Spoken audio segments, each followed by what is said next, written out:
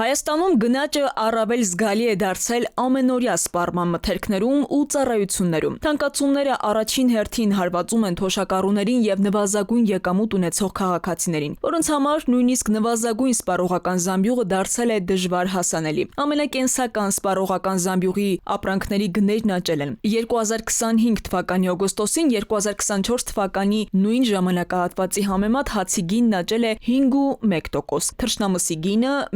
1.5%, տավարի միսը 2.5%, խոզի մսինը 13%, կարագի գինն աճել է 12.8%, բուսական յուղի գինը 16.8%, սուրճինը 13.5%, շաքարավազինը 7.5%, բանջարեղենի գինը 3.6%, մրգինը 11.6%։ Հայաստանում նվազագույն թոշակը 36,000 դրամ է։ 2025 թվականի առաջին կիսամյակում միջին կենսաթոշակը 49,000 դրամ է եղել։ Նվազագույն աշխատավարձը 75,000 դրամ։ Հիմա նվազագույն աշխատավարձը, ասենք թե էլի հավանական է, որ կբարձրանա ապագայում, եւ նվազագույն աշխատավարձը բարձրանում է, բայց քանի որ գնաճը հետը նույնպես լինում է, հաճախ տեղի ունենում այնպես, որ նվազագույն աշխատավարձը դեռ չբարձրացած, ինչպես ասում են, արդեն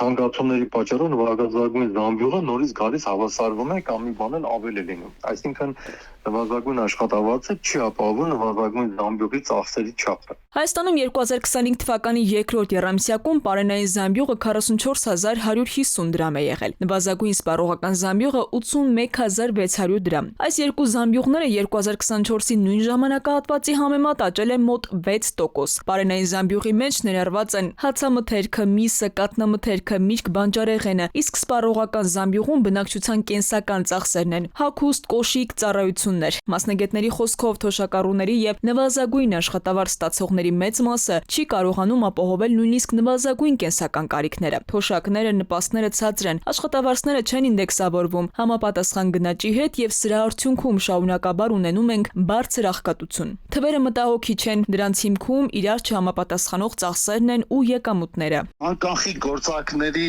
ավելացումը դրական երևույթ է։ Միանշանակ միտումը եւ այդ ցանկությունը շատ լավն է, բայց ցանկալի կլիներ, որ այդ գործընթացները յուղական բնակավայրերում ենթակառուցվածքներ լինեին, բանկոմատներ լինեին, այդ անկանխիկ վճարման միջոցները լինեին, նոր կառավարությունը այդպիսի հարց առաջ քաշեր։ 2020 թվականից 2025 թվականների ընթացքում նվազագույն կենսաթոշակը բարձրացել է շուրջ 36%, սակայն նույն ժամանակահատվածում գրանցված գնաճը փաստացի չեզոքացրել է այդ աճի ազդեցությունը։ Այս տարվա հունվարից ներդրված քեշբեքի համակարգը եւս տնտեսագետների գնահատմամբ չի կարող համարվել արդյունավետ սոցիալական աջակցություն։ Մասնագետները համոզված են, առանց թոշակների եւ աշխատավարձների իրական ինդեքսավորման գնաճը շարունակելու է խորացնել սոցիալական անհավասարությունը, մեծացնելով աղքատության ռիսկը Հայաստանում։